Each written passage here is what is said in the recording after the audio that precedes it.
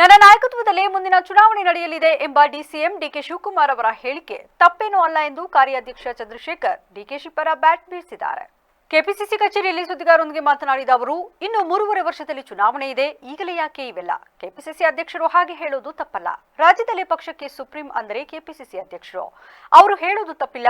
ಮುಂದಿನ ಚುನಾವಣೆ ಅಂದರೆ ಸ್ಥಳೀಯ ಸಂಸ್ಥೆ ಚುನಾವಣೆಗೆ ಹೇಳಿರಬೇಕು ಎಂದು ಸಮರ್ಥಿಸಿಕೊಂಡಿದ್ದಾರೆ. ಸಿದ್ದರಾಮಯ್ಯ ಡಿಕೆ ಶಿವಕುಮಾರ್ ನಾಯಕತ್ವ ನಮಗೆ ಶಾಶ್ವತವಾಗಿ ಬೇಕು. ಈ ದೃಷ್ಟಿಯಲ್ಲಿ ಡಿಕೆಶಿ ಹೇಳಿರಬಹುದು. ಅವರು ಹೇಳಿರೋದ್ರಲ್ಲಿ ತಪ್ಪಿಲ್ಲ. ಅವರು 20 ರಿಂದ 25 ವರ್ಷ ರಾಜಕೀಯ ಮಾಡ್ತಾರೆ.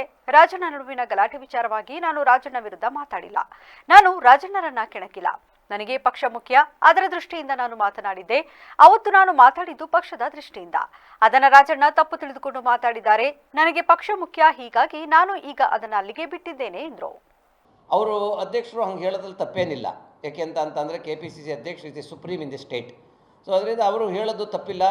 ನಾನು ಅವರು ದೊಡ್ಡವರು ಏನು ಪ್ರತಿಕ್ರಿಯೆ ಮಾಡಿದರೆ ಅದನ್ನು ಅವ್ರನ್ನೇ ನೀವು ಕ್ವಶನ್ ಕೇಳಿ. ಬಟ್ ಈಗ ಸದ್ಯಕ್ಕೆ ಚುನಾವಣೆ ಲೋಕಲ್ ಬಾಡಿ ಅವ್ರು ಹೇಳಿರೋದು ಮೋಸ್ಟ್ಲಿ ಲೋಕಲ್ ಬಾಡಿ ಮತ್ತು ಕಾರ್ಪೊರೇಷನ್ಸ್ ಇದೆಲ್ಲ ಬರುತ್ತಲ್ಲ, ಮುಂದಿನ ಚುನಾವಣೆಗಳು ಈಗ ಅದೇ ಇರೋದು ಸದ್ಯಕ್ಕೆ. ಅದನ್ನು ಅವ್ರ ನೇತೃತ್ವದಲ್ಲಿ ಹೋಗ್ತೀವಿ ಅಂತ ಹೇಳಿದರೆ ಅದು ಗ್ಯಾರಂಟಿ, ಅದು ಅವ್ರ ನೇತೃತ್ವದಲ್ಲಿ ನಾವು ಮಾಡ್ತೀವಿ.